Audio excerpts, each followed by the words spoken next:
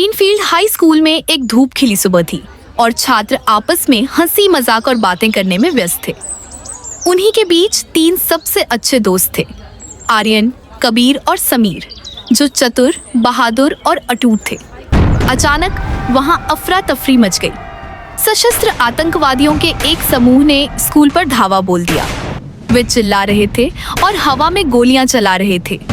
गलियारों में चीखें गूंजने लगीं और छात्र अपनी जान बचाने के लिए डेस्क के नीचे और लॉकरों के पीछे छिपने लगे। स्कूल की प्रिंसिपल ने अधिकारियों को सूचित करने की कोशिश की, लेकिन हमलावरों ने बाहर निकलने के सभी रास्ते बंद कर दिए थे। आर्यन, कबीर और समीर एक कोने में दुबके हुए थे। उनके दिल जोरों से धड़क रहे थे। आर्यन ने फुसफुसाते हुए कहा, हम बस ऐसे ही छिपे नहीं रह सकते, हमें कुछ करना होगा। कबीर ने सहमति में सिर हिलाया और कहा, हम इस स्कूल को किसी और से बेहतर जानते हैं, चलो इसी का फायदा उठाते हैं। समीर ने अपना फोन चेक किया, लेकिन वहां सिग्नल नहीं था। उसने कहा, तो अब सब कुछ हमारे और हमारे दिमाग के भरोसे है।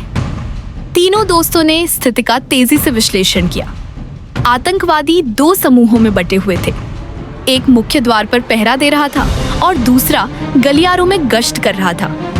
दोस्तों को स्कूल के रखरखाव, द्वारों से गुप्त रास्तों का पता था और उनके दिमाग में एक योजना आई। सबसे पहले आर्यन ने लाइब्रेरी में फायर अलार्म बजाकर गश्त कर रहे आतंकवादी का ध्यान भटकाया। अलार्म के शोर ने उसे छात्रों से दूर खींच लिया। इसी बीच कबीर और समीर एक संकीर्ण रखरखाव सुरंग के रास्ते चुपके से निकले और भ्रम पैदा करने के लिए कैमरों और स्प्रिंकलर्स को निष्क्रिय कर दिया। इसके बाद समीर ने स्कूल के इलेक्ट्रिकल सिस्टम के अपने ज्ञान का उपयोग करते हुए इमारत के एक हिस्से की बिजली काट दी। गलियारों में अंधेरा छा गया, जिससे आतंकवादियों के लिए कुछ भी देखना मुश्किल हो गया।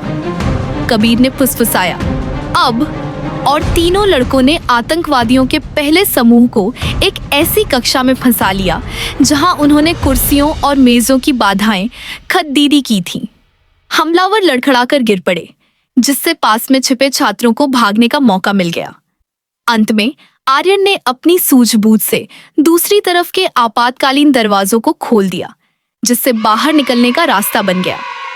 समीर ने सुरक्षा कार्यालय से एक वॉकी टॉकी उठाया और आतंकवादियों को गलत निर्देश दिए, जिससे वे गोल गोल घूमने लगे।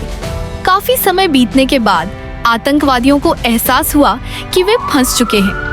दूर से पुलिस के सायरन की आवाज सुनाई देने लगी और तीनों दोस्तों ने थकने के बावजूद हिम्मत नहीं हारी और बाकी छात्रों को सुरक्षित बाहर निकाला।